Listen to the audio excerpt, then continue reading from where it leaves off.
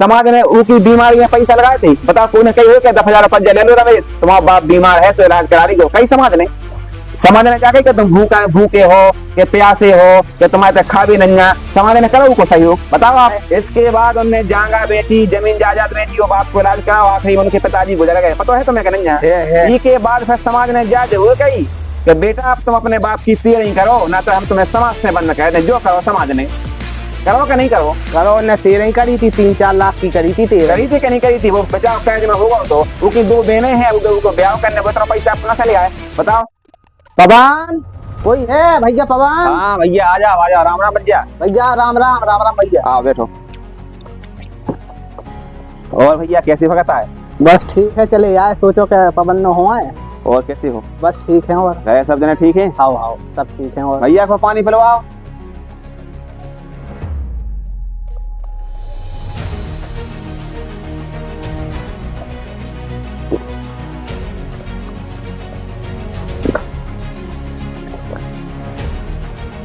और सुना भैया, आज हमारी याद कैसे आ गई?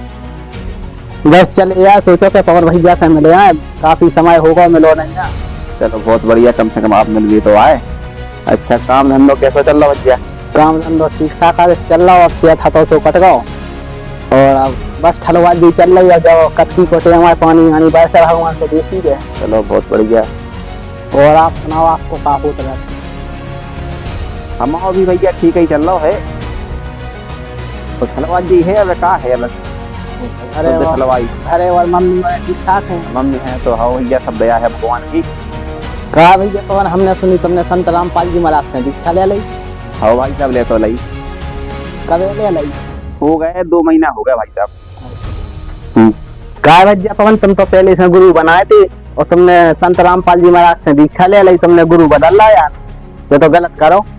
देखो भाई साहब, गुरु बदल वो पाप नहीं है। आपने एक कहावत तो सुनी हुई कि जब तक गुरु मिले ना सांचा, तब तक गुरु करो 10 पांचा। जब तक हमें सही गुरु नहीं मिल जाए तब तक हमें गुरु बदलते रहना चाहिए। जैसे मान लो कि आपको कोनो बीमारी है और आप किसी डॉक्टर के पास इलाज कराने के लाने गए और उस डॉक्टर के पास आपकी बीमारी को सही इलाज नहीं हो रहा, यानी आपकी बीमारी नष्ट नहीं हो रही, तो क्या आप वही डॉक्टर को पकड़े बैठे हो के चाहे हम मरे और चाहे जिए, लेकिन हम यही डॉक्टर नो इलाज कराते हैं आखिरी सांस तक? अगर आप समझदार हो जाओ तो आप दूसरे डॉक्टर न जाओ। अगर दूसरे डॉक्टर नो आपकी बीमारी ठीक ना हो जाए तो आप तीसरे न जाओ, चौथे न जाओ, 5वें न जाओ। यानी कि आप डॉक्टर बदलते रहो जब तक आप ठीक ना हो जाओ। ऐसा ही जब तक हमें सही गुरु ना मिले तब तक हमें 10-5 गुरु बदल में कोनो दिक्कत नहीं है, जितने 4 गुरु बदल। नहीं तो जो आपके जैसे पहले से गुरु हटे, अब आपने संत रामपाल जी महाराज से दीक्षा ले ली, तो संत रामपाल जी महाराज ने ऐसा का आपको अच्छो लगो कि तुमने जो पहले गुरु बनाओ तो उन्हें छोड़ दो। संत रामपाल जी महाराज जी अपने पवित्र सदग्रंथों के आधार से ज्ञान बता रहे हैं। देखो ये तो हम जानते हैं कि मनुष्य जीवन बहुत अनमोल है। रामचरितमानस में भी लिखा है कि बड़ी भाग मानुष तन पावा, सुर दुर्लभ सब ग्रंथन गावा। यानी कि मनुष्य शरीर हमें बड़े भाग्य से मिलता है और देवता इस मनुष्य शरीर को प्राप्त करने के लिए तरस रहे हैं। आपको पता है कि मनुष्य शरीर काय के लाने मिलो, हमें जन्म और मरण का एक रोग लगा है। मनुष्य जीवन में हम पूर्ण परमात्मा की सद्भक्ति करके इस जन्म और मरण के रोग से हमेशा हमेशा के लिए छुटकारा पा सकते हैं और उसके लिए हमें गुरु की आवश्यकता होती है। रामायण में ये भी लिखा है कि गुरु बिन भव निधि तरई न कोई, जो बिरंच शंकर सम होई। यानी कि बिना गुरु के कोई भी पार नहीं हो सकता, चाहे वो ब्रह्मा विष्णु और शिव जी के समान भी क्यों ना हो जाए। लेकिन बात यह है भाई साहब कि आजकल इस दुनिया में नकली गुरु बहुत हैं। नकली गुरु से थोड़ी काम बने।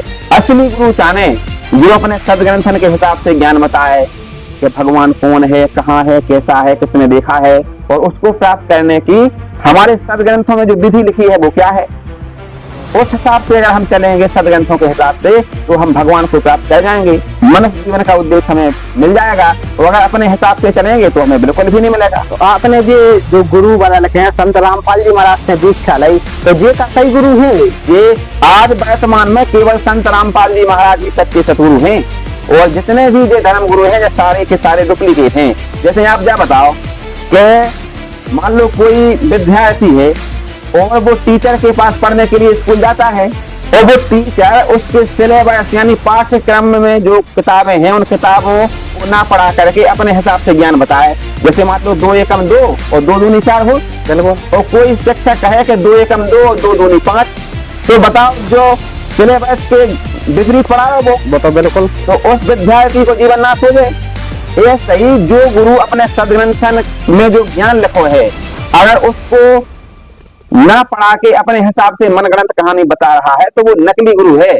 तो आज जितने भी संत हैं, महंत हैं, कथावाचक हैं, ये सारे के सारे सदग्रंथों को साइड में रख करके अपने हिसाब से ज्ञान बता रहे हैं। और संत रामपाल जी महाराज जो सदग्रंथों में लिखा है वो ज्ञान बता रहे हैं कि भगवान कौन है, कहाँ है, कैसा है, किसने देखा है, और उस भगवान को प्राप्त करने का मंत्र क्या है, सब कुछ लिखा है हमारे सदग्रंथों में। गुरु की पहचान भी लिखी है कि सच्चे गुरु की क्या पहचान है। पता है आपको सच्चे गुरु की क्या पहचान है? हमें तो नहीं पता है कि सच्चे गुरु की क्या पहचान है। देखो, बताओ आप। सच्चे गुरु की ये पहचान है कि परमात्मा जी की वाणी है कि सतगुरु के लक्षण कहूं मधुरे बैन विनोद, और 4 वेद 6 शास्त्र वो कहे 18 बोध। यानी कि जो सच्चा सतगुरु होगा वो 4 वेद 6 शास्त्र और 18 पुराण को खोल करके ज्ञान बताएगा। तो आज वर्तमान में केवल तत्वदर्शी संत रामपाल जी महाराज है जो सदग्रंथन को खोल खोल के ज्ञान बता रहे हैं, इसके अलावा कोई नहीं है। ये समझ लो, अगर आपको वास्तव में भगवान को प्राप्त करना है, मोक्ष प्राप्त करना है, तो संत रामपाल जी महाराज जी का सत्संग सुनो। संत रामपाल जी महाराज जी के सत्संग को सुनने के बाद आपको ये पता चल जाएगा कि वास्तव में सच्चे सतगुरु तो संत रामपाल जी महाराज हैं। बाकी जितने भी धर्म गुरु हैं सारे के सारे भोली भाली जनता को भ्रमित करके वो काम कर रहे हैं भाई साहब। तो इनकी का पहचान है कि आपके जो संत रामपाल जी महाराज हैं ये पूरे संत हैंगे। देखो, इनकी कौन पहचान हैगी? हाँ, हमारे पवित्र सदग्रंथों में पहचान है। हमारे पवित्र सदग्रंथों में कहा है कि देखो, तत्वदर्शी संत की पहचान श्रीमद् भगवत गीता के अध्याय नंबर 15 के श्लोक नंबर 1 में बताई है। उसमें लिखा है कि ऊर्ध्वं मूलम् अधः शाखम् अश्वत्थं प्राहुः अव्ययम् और छंदासी यस्य पर्णानि यह तम वेदता वेदवित्। यानी के ऊपर को जड़ वाला और नीचे को 3 गुण रूपी शाखा वाला एक संसार रूपी उल्टा लटका हुआ पीपल का वृक्ष है, जिसकी जड़ें ऊपर की ओर हैं, शाखाएं नीचे की ओर हैं। जो संत इस संसार रूपी उल्टे लटके हुए पीपल के वृक्ष के सभी विभागों को बता देगा कि जड़ कौन भगवान है, तना कौन भगवान है, डाल कौन भगवान है और पत्तों की स्थिति क्या है, वो तत्वदर्शी संत है। तो आज संत रामपाल जी महाराज जी ने बताया है कि कबीर अक्षय पुरुष एक पेड़ है, निरंजन बाकी डाल, तीनों देवा शाखा है, हम पात्र रूप संसार। तो आज वर्तमान में वो तत्वदर्शी संत रामपाल जी महाराज हैं, ना कि नकली। और भाई साहब एक बात और आपको हम बताएं, आप जिन भी देवी देवताओं की भक्ति कर रहे हो, भक्ति जो भी बता रहे वह शास्त्र विधि को त्याग के मनमानो आचरण है। हमारे सदग्रंथों में कहीं नहीं लिखा है कि मूर्ति पूजा करो। तुम्हारे गुरु जी बताओ पवन भैया कि ब्रह्मा विष्णु महेश अजर और अमर नंजा, और ब्रह्मा विष्णु महेश से बड़ा कोनो देवी देवता है? बताओ। हमारे गुरुजी जो बताओ बिल्कुल सही बात बताओ भाई साहब, सदग्रंथन से प्रमाणित करके बताते हैं हमारे गुरुजी संत रामपाल जी महाराज। ब्रह्मा विष्णु महेश ये भगवान तो हैं, लेकिन ये अविनाशी भगवान नहीं, ये नाशवान हैं, इनकी जन्म और मृत्यु हो। हमारे श्रीमद् देवी भागवत पुराण में स्कंद नंबर 3 और पेज नंबर 123 पे लिखा है, आप घर जाके देख लेना। उसमें विष्णु जी अपनी माता दुर्गा जी की स्तुति कर रहे हैं और कह रहे हैं कि हे माता दुर्गा, तुम ही शुद्ध स्वरूपा हो, यह सारा संसार तुम्ही से उद्भासित हो रहा है। मैं यानी विष्णु, ब्रह्मा और शंकर सब तुम्हारी कृपा से विद्यमान हैं। हमारा तो आविर्भाव यानी जन्म और तिरोभाव यानी मृत्यु हुआ करता है, हम नित्य और अविनाशी नहीं। ये भी खुद उनके अपने मुख कमल से बोल रहे भी श्रीमद् देवी भागवत पुराण को बात है भाई साहब। जो आप जो बता रहे हो कि हमारे शंकर जी अजर अमर हैं, तो आप इस बात पे विचार करो। आपने वह कथा सुनी हुज्जे कि एक भस्मागिरी नाम को राक्षस था और वो शंकर जी की तपस्या कर रहा हो। तो शंकर जी जब प्रसन्न हो गए और उसके सामने आया कही के मांगो भस्मागिरी, क्या वरदान चाहते हो? तो भस्मागिरी ने कहा कि शंकर भगवान हमें आप जो भस्म करा दे दो। भस्म करा में ऐसी शक्ति थी कि जिसके सर पे रख दो, कह दो भस्म, तो वो भस्म हो जाता था। तो उसने शंकर जी की तपस्या करके वो भस्म कड़ा प्राप्त कर लिया। जब उसने भस्म कड़ा प्राप्त कर लिया तो शंकर जी से कहा कि शंकर जी अब हो लो तुम सावधान, अब हम तुमको भस्म करेंगे और पार्वती जी को अपनी पत्नी बनाएंगे। तो शंकर जी ने इतना सुनते ही शंकर जी 9 तो 11 हो गए, वहां से तुरंत भाग गए थे शंकर जी। आप विचार करो कि अगर शंकर जी अजर अमर हैं तो क्यों भाग गए थे? वो तो भस्म का कहीं भी रख देता उनके सर पे, कहता भस्म तो शंकर जी तो हमारे थे, वो उन्हें मौत से क्या डर था, लेकिन तुरंत वो 9-11 हो गए थे। इससे ये सिद्ध होता है कि शंकर जी अजर अमर नंजा, इनकी ही जन्म और मृत्यु हो। विचार करो, आप तो पढ़े लिखे समझदार हो। जा बात तो पवन भैया तुमने बिल्कुल सही बताई, हमने तो आप तक ही बात पे विचार ही नहीं करो है। अब विचार ऐसा नहीं करो कि आपके जो गुरु जी है वे है नकली, अपने मन को विज्ञान बता रहे और बस वही को आपको सुन के और आप उनकी बात मान रहे। अगर आपको वास्तव में इस मनुष्य जीवन को मूल उद्देश्य प्राप्त करने, तो आप संत रामपाल जी महाराज जी को भाई साहब सत्संग सुनो, तो आपको पता लग जाए कि संत रामपाल जी महाराज ही वो पूर्ण तत्वदर्शी संत हैं, जो वास्तव में सदग्रंथन के आधार से ज्ञान बता रहे और सदमंत्र बता रहे, जिनको करे से ही हमें लाभ प्राप्त हो। भाई साहब, परमात्मा की वाणी है कि मानुष जन्म दुर्लभ है, जे मिले न बारंबार, और जैसे सरोवर से पत्ता टूट गए फिर नहीं लगता डार। फिर परमात्मा ने कहा है कि मानुष जन्म पाए के जो रटे नहीं हरि नाम, और जैसे कुआ जल बना खुदवाया क्या काम। आज आपको मनुष्य जीवन प्राप्त है, और अगर आप परमात्मा की सदभक्ति नहीं करते हो और आपका शरीर छूट जाता है, तो ये समझना कि आप बहुत बहुत बहुत पछताओगे, रोगे कि हमने अनमोल मनुष्य जीवन खो दिया। क्योंकि 84 लाख प्रकार की योनियां भोगने के बाद एक मनुष्य जीवन मिलता है, वो भी परमात्मा की सदभक्ति करने के लिए और मोक्ष प्राप्त करने के लिए। और अगर हमने मनुष्य जीवन में सदभक्ति नहीं करी, तो ये समझ लियो कि पशु पक्षी की जिंदगी गुजारने पड़े अगलो जीवन। हमारे गधा को भी हो सकत, कुत्ता को भी हो सकत, सुअर को भी हो सकत। आप विचार करो, सबसे अच्छा जीवन है मनुष्य का। आज आदमी मनुष्य जीवन में सुखी नहीं है, तो क्या बताओ फिर गधा और कुत्ता बन के खुश हुई है का वो? आप विचार करो इस बात पे। भाई साहब, आपने कभी रात को कुत्ता को रोते हुए देखा होगा? आधी रात को कुत्ता ऊपर को मुंह करके रोता है, कहता है कहता है कि नहीं? तो हमारे गुरु जी संत रामपाल जी महाराज कहते हैं तो उसको एक फ्लोर उठती है, उसको याद आती है कि हम भी कभी मनुष्य थे, कि हमारे साथ क्या बन गई। हम जे मान लो दुख भोग रहे हैं हम कुत्ता के जीवन में, तब परमात्मा की वाणी है कि अच्छे दिन पाछे गए, गुरु से किया ना हेत, और अब पछताएं क्या करे भाई, चिड़िया चुग गई खेत। यानी कि परमात्मा कह रहे हैं कि जब तुमको मनुष्य जीवन प्राप्त था, जब तुम आदमी से आदमी ही करते, धरती तोले फिरते, कहते कि परमात्मा की भक्ति कर लो, तो सुनते नहीं थे। अब आपका मनुष्य जीवन छूट गया, अब कुत्ता बन गया, अब कर लो अब ऊ करे से क्या हो रहा। जब मनुष्य जीवन प्राप्त था तब भक्ति करनी चाहिए थी, तो कुत्ता नहीं बनते। परमात्मा कहते हैं कि आज मनुष्य जीवन प्राप्त है, आज आप परमात्मा की भक्ति करके और हमेशा हमेशा के लिए एक ऐसे स्थान पर जा सकते हो जहां जाने के बाद फिर साधक का जन्म मरण नहीं होता। विचार करो भाई साहब, ये मनुष्य जीवन बहुत अनमोल है, इसको कौड़ी के दाम मत कमाओ, इसकी एक श्वास की बहुत कीमत है। आज आपको समझ में नहीं आ रही कि जो मनुष्य जीवन कितना अनमोल है, लेकिन जब जो छूट जाए ना तब आए समझ में। जम के दूध पकड़ के ले जात और बहुत होत कुटाई, उते कौन सुनत, उते कौन जो होत के हमारी विधायक जी से है पकड़ कि विधायक जी की सिफारिश लगी जा रही, तो मंत्री जी की सिफारिश लगी जा रही, होते तो जो परमात्मा की भक्ति करके जात उन्हीं को हो स्वागत सत्कार, तो बाकी की तो अच्छी कुटाई हो, तो फिर नरक में डालो जात, 84 लाख प्रकार की योनियां भोगने आओ, बहुत कष्ट हो भाई साहब। इसे मनुष्य जीवन में भक्ति का वो बहुत जरूरी है। जो आप बातें बता रहे हैं पवन भैया वो तो ठीक है, लेकिन भक्ति को तो बुढ़ापे पे कर ले भक्ति, अब क्या जरूरी है भक्ति की? भाई साहब, बुढ़ापो की ना देखो कि आप बुढ़ापे तक जीवित रहो। आप विचार करो, आपके संगी साथी कितने हैं जो कि चले गए शरीर छोड़ के, अपनों को दुख तो वो मोहन पता है, वो बताओ 10 में पड़त तो अपने संग और पेपर दे में जाओ तो कोई एक्सीडेंट होगा तो मर गए, तो वही के नहीं है ध्यान तुम्हें कितने मर गए अपने संग के, जा बताओ। भाई साहब, जीवन को ठिकानो नहीं है, कभी कुछ चलो जाए, हम और आप बैठे इतना टाइम बाद किया हो जाए, कौन ठिकानो है। परमात्मा की वाणी है कि नहीं भरोसा देह का जे बिना बजाए छनमा है, और श्वास में नाम जपो और यतन का सुना है। भाई साहब, अब आपको लग रही कि हम बुढ़ापे के भक्ति करें, लेकिन इस जीवन को कोनो भरोसा नहीं है कब ये का हो जाए। इसे परमात्मा की सदभक्ति करो, संत रामपाल जी महाराज जी को सत्संग सुनो और संत रामपाल जी महाराज जी से नाम दीक्षा लेके परमात्मा की भक्ति करो, तो आपको कल्याण हो जाए। आपको तो पवन भैया संत रामपाल जी महाराज ने जाने का ऐसा घोर के पिघा दो। अब बताओ, ई उम्र में अब आप ऐसी बातें कर रहे, ई उम्र में तो पैसा कमाए चाहिए, पैसा हुज्जे तो सब कछु हुज्जे, कोठी हुज्जे, बढ़िया गाड़ी हुज्जे, जे सब मोड़ी मोड़ा सुखी रे। अब बुढ़ापे को भक्ति है तो बुढ़ापे के में कर ले।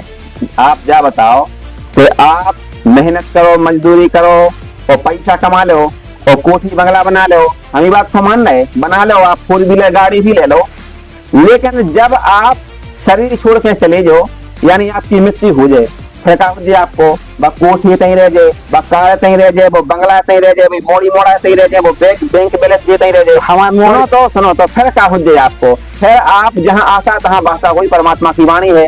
फिर आप कहीं कुत्ता बन के आओ और अपनी इतने छत के नीचे अगर बैठ जाओ ना, तो तुम्हारे जो मोड़ी मोड़ा तुम्हें लट गया लेके भगाए, जो इतनी तक को है कि वजह ना, तो इसके बाद फिर कूका नीची न तुम्हारी कोठी के सामने तुम न बैठन नहीं।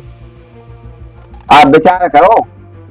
अब आपको लगने ये बात है कि सब सही है, लेकिन आप विचार करो भाई साहब, जो मनुष्य जीवन केवल कोठी कार और बंगला के लाने नहीं मिलो, जो केवल और केवल परमात्मा की सदभक्ति करने के लाने मिलो। हमें और तुम्हें एक जन्म और मरण को रोग लगो, हम बार बार जन्म ले रहे, मर रहे, फिर जन्म ले रहे, फिर मर रहे, 84 लाख यूनियन में जा रहे, और फिर के बाद हमें एक मनुष्य जीवन मिल लो। और जो मनुष्य जीवन केवल भक्ति करने के लाने मिलो, ना कि कार कोठी बंगला पैसा खर्चो करने के लाने। परमात्मा की वाणी है कि ये सारा जग ने धना, धनवंता ना कोई, और धनवंता सो जानियो जिस पर राम नाम धन होए। जब आप शरीर छोड़ के जाओगे तो वहां पे जो तुम्हारे जो गांधी जी वाले नोट नहीं चलेंगे, वहां पे तो परमात्मा का जो भक्ति रूपी धन है वो काम में आएगा। और परमात्मा की एक वाणी और है, आप कह रहे कोठी ओकार, परमात्मा की वाणी है कि नाम रटत निर्धन भलो टूटी घर की छान, और वो सुंदर महल किस काम के जहाँ भक्ति नहीं भगवान।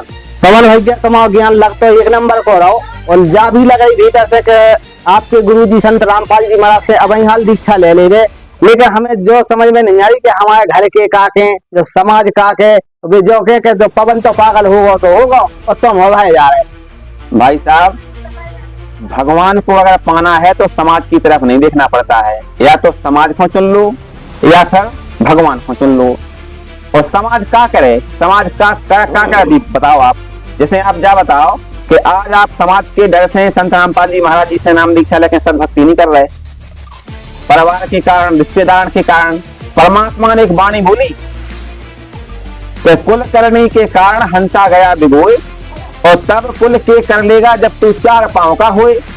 आज आपको मनुष्य जीवन प्राप्त है, पूर्ण परमात्मा की भक्ति करने चाहिए आपको, लेकिन आपको समाज दिखा रहा हो, घर के दिखा रहा है, परिवार के दिखा रहा है, और जब लोकलाज आपके सामने आ रही। लेकिन आप विचार करो कि जब आपको जो शरीर छूट जाए और आप गधा कुत्ता बने थे फिर रहे हो, जो तब क्या कर रहे आपको समाज। आप विचार करो, इसे समाज के डर से आप परमात्मा की भक्ति नहीं कर पा रहे, तो आप बताओ सर कैसे पढ़े लिखे हो, कैसे समझदार व्यक्ति हो, बताओ आप। भाई साहब, समाज सिर्फ और सिर्फ आदमी का शोषण करने के लिए बना है। आप जा बताओ, देखो वो अपनो का नाम के अपने संग पढ़ू के, तो वो रमेश है, ध्यान तुम्हें, रमेश के पापा को कैंसर होगा, तो तुम्हें पता है? हाँ होगा। तो रमेश के पापा को जब कैंसर होगा तो पता है कि समाज ने उनकी बीमारी में पैसा लगाए थे। बताओ, कोई ने कही हो क्या 10,000 रुपया ले लो रमेश, तुम्हारा बाप बीमार है, सो इलाज करा दीजिए। कई समाज ने जाके कि तुम भूखे हो, कि प्यासे हो, कि तुम्हारे तक खा भी नहीं, समाज ने करो को सहयोग। बताओ आप। इसके बाद उनने जांगा बेची, जमीन जायदाद बेची, और बाप को इलाज करा, आखिरी उनके पिताजी गुजर गए। पता है तुम्हें कि नहीं? इसके बाद फिर समाज ने जा जरूर कही कि बेटा अब तुम अपने बाप की तेरी करो, ना तो हम तुम्हें समाज से बंद कर दें। जो करो समाज ने, करो कि नहीं करो? करो ने तेरह करी थी, 3-4 लाख की करी थी, करी थी कि नहीं करी थी? वो बचाव कैद में होगा तो उनकी 2 बहनें हैं, उनको ब्याह करने को पैसा अपना से ले आए। बताओ, और समाज को करने के फिर हमें पंगत दो ब्याह में। समाज कुछ नहीं कहता है, समाज सिर्फ और सिर्फ शोषण कहता है। तो उस समाज को हमारा बोली, वो तो नकली समाज है। ये संत समाज में आओ, ये भगत समाज में आओ, और संत रामपाल जी महाराज जी से नाम दीक्षा लो, वो अपना कल्याण कराओ। भाई साहब, अच्छा पवन भैया, अगर हमें संत रामपाल जी महाराज को ज्ञान समझने तो उकेला ने हमें काकन नहीं आए। आजकल संत रामपाल जी महाराज जी के अनेकों चैनल पे सत्संग आ रहा है, डेली आउट। शाम के 7:30 बजे से 8:30 बजे साधना चैनल पे आउट, और भी तमाम चैनल पे संत रामपाल जी महाराज जी के सत्संग डेली आउट रख। सोशल मीडिया पे संत रामपाल जी महाराज जी के ज्ञान को तहलका मचो फिर रहो। आप मोबाइल पे, फेसबुक पे, इंस्टाग्राम पे, ट्विटर पे जितने ले होते संत रामपाल जी महाराज जी को ज्ञान दिखाओ केवल।